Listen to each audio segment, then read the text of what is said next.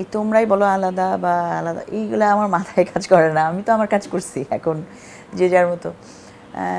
কিন্তু আমার কাছে মনে হয় যে হ্যাঁ, আমি শুরু থেকেই আমার যেমন চিরকুট নিয়ে একটাই ইয়ে ছিল, আমি একটা নতুন গান বানাতে চাইতাম সবসময়, নতুন গান, নিজেদের কথা শুনে একটা নতুন গান।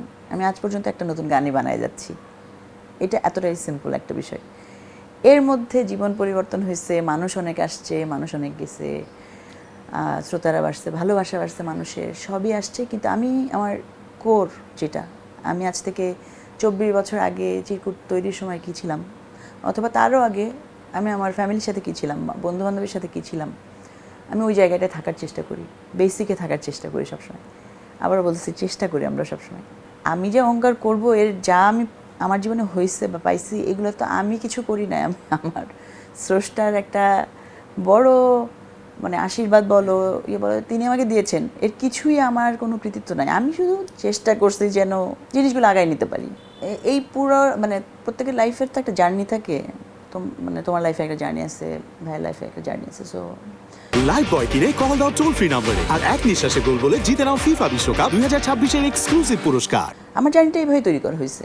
আমার স্রষ্টা আমাকে এইভাবেই তৈরি করছেন যে আমাকে এই জার্নি, এবং এই পুরো জার্নিটাতে যে একটা স্ট্রাগলিং পিরিয়ড থেকে কিছু সাকসেস, আবার তুমি আবার স্ট্রাগলে চলে যাবে, আবার এই পুরো জার্নিটাতে আসলে আমার কাছে মনে হয় স্রষ্টার সময় পরীক্ষা করেন যে আমি আসলে ধৈর্য রাখতে পারছি কিনা।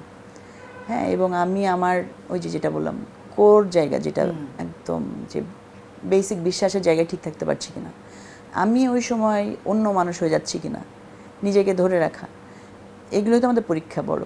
তো আমি ওই পরীক্ষাগুলো ধৈর্যের সাথে দেওয়ার চেষ্টা করছি সারা জীবন। যে আমি যখন টিউশনে করছি ইউনিভার্সিটিতে, এটা আমি মাথা উঁচু করেই করছি, ভালোবাসা থেকে করছি, প্রয়োজনে করছি।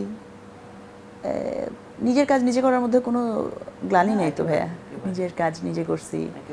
এই জন্যই আজকে যেখানে যাই, দেশে বিদেশে যত যাই হোক, অনেকে জিজ্ঞেস করে ওখানে তোমার কেমন লাগছে বাজাতে, বা এখানে পারফর্ম করতে কেমন লাগছে। আমি বলি যে আমি যখন একটা মফস্বলের একটা কোনো কনসার্টে গিয়ে যেই ফিল লাগে, আমার ওইটা একই ফিল লাগে। কারণ আমার জন্য তো বেসিক হচ্ছে যে ওই যে গানটা দিয়ে কানেকশানটা তৈরি হচ্ছে ওইটা। সো কানেকশান আমার গ্রামে গিয়ে একটা মানুষের সাথে হলেও, বা আমার শ্রোতাদের সাথে হলেও যেটা হবে, আমি বিদেশে গিয়ে একটা বড় মঞ্চে বাজালেও সেটাই হবে সবসময়। এইগুলো পার্ট, জীবনের সবই পার্ট। কোনোটা অল্প সময়ের জন্য হবে, কোনোটা বেশি সময়ের জন্য হবে, কিন্তু ধৈর্য হারাই নাই আল্লাহর রহমতে। সো ভেঙে পড়াও যেমন একটা জীবনেরই অংশ। মন খারাপ হবে, মন খারাপ হয় না তা না, মন খারাপ হয়, কিন্তু সেটাও আমি বেশিক্ষণ রাখতে দিই না। আমি আমার গানের মধ্যে ঢুকে যাই, লেখার মধ্যে ঢুকে যাই, অথবা ক্রিয়েটিভ আর কিছু, যেমন আমি বিজ্ঞাপনে কাজ করি, গল্পের মধ্যে ঢুকে যাই নিজে। মানে হ্যাঁ, নিজের দিকে একটু তাকানোটা কমই হয়েছে। হ্যাঁ, মানে এখন যেমন আর একটু সমুদ্রের পাড়ে ধরো আগে গেলে 2 দিনে ফিরে আসতাম, এখন হয়তো গেলে একটু আর 2 দিন বেশি থাকা আসবে। এটাই তো সময়, এটাই তো আসলে নিজের দিকে মানে নিজেকে ভালোবাসা।